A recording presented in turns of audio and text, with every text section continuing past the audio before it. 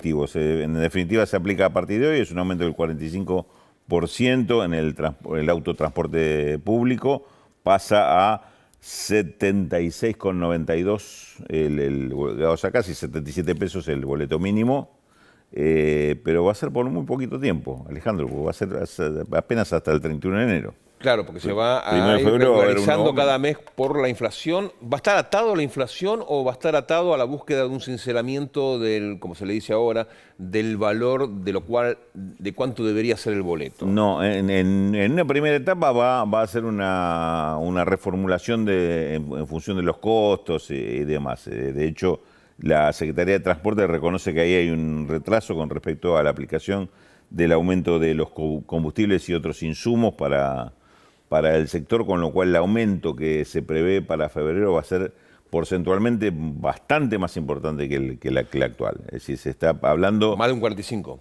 Sí, claro, más de un 100 y más de un 200 quizá también, porque se está hablando de un boleto mínimo pasaría a 250 pesos, quizás hasta 300 pesos, es decir, prácticamente triplicando, más que triplicando el valor actual. Bueno, las empresas de transporte, supongo los colectivos, estarán contentos.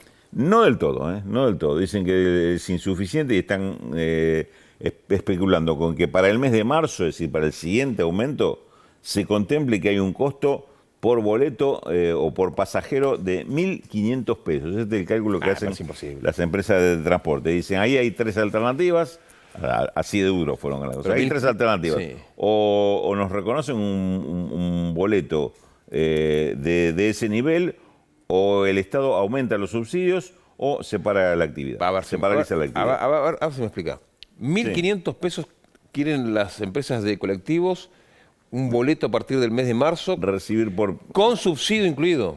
No, o con subsidio o con el precio. Dice, 1.500 es lo que ellos reclaman percibir. Que se lo pague el Estado, que se lo pague el usuario, para ellos es lo mismo. Pero para las empresas de colectivo, por ejemplo, si no hubiera subsidio, ¿cuánto tendría que valer? 1.500. Claro, 1.500. Si no hubiera subsidio, 1.500. ¿Se lo paga totalmente el usuario? Porque va a haber, para marzo, tampoco...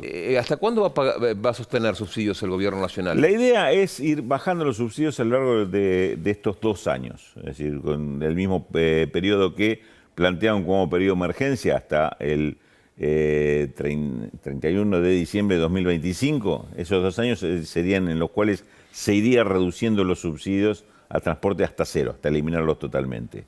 Hay que ver en qué forma se da, estamos pasando por la primera etapa, hay una serie de ajustes superpuestos y evidentemente esto va a impactar sobre la tarifa del autotransporte, estamos hablando de autotransporte pasajero del AMBA, ¿no?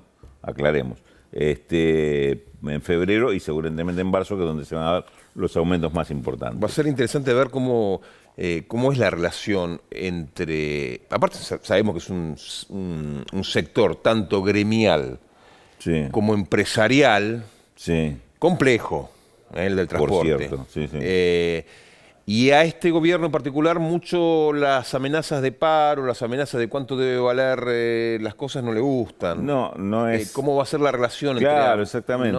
No es de sentarse a negociar con esas... Si ya te plantean un boleto de 1.500 pesos, ya te lo ponen como una imposición, habrá que ver cómo se dan las negociaciones en ese ámbito. Hasta ahora las expresiones de Ferraro, que es el ministro de Infraestructura, y de Mogueta, Franco Mogueta, que es el secretario de Transporte, han sido bastante duras. Es decir, reconocen un aumento y dice, bueno, vamos a determinar que este es el aumento.